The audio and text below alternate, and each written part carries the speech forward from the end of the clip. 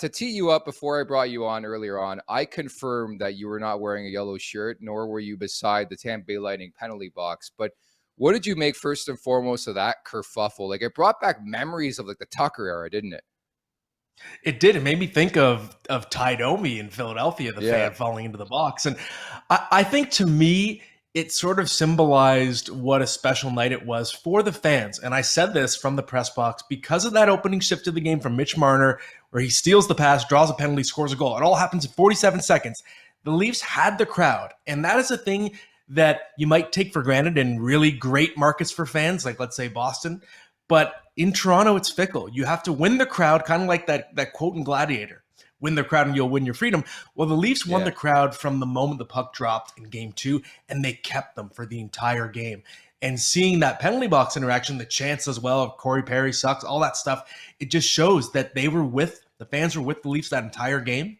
And it's a reminder, if the Leafs play with pace and urgency from the start of a game, they're going to have that support behind them at home throughout these playoffs. It's just a question of, can they sustain it game to game? That's always been the problem during this run of 19 years now, I guess, without winning a playoff series. It's the game to game consistency.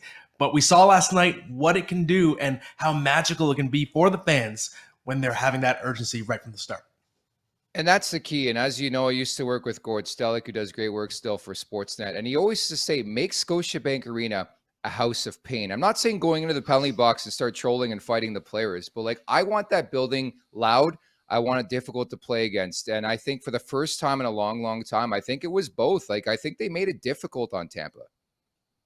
They did, and it's funny, when you hear the penalty announcements at Scotiabank Arena, you can always hear what the penalty is, and then you hear the whoa. But last night, all you saw was just the ref going whoa because it was that loud. And I have very few memories in that arena of it being that loud. And even people right beside me in the press box, we were leaning in. What did you say? What did you say? So again, it shows what the potential is of this fan base. I think in the playoffs, the real fans are more likely to be in the building. They save their money for when it really counts, and it's a different atmosphere. It truly is. So who knows what the potential is for the feel of that barn if the Leafs can somehow finally go on a deeper run.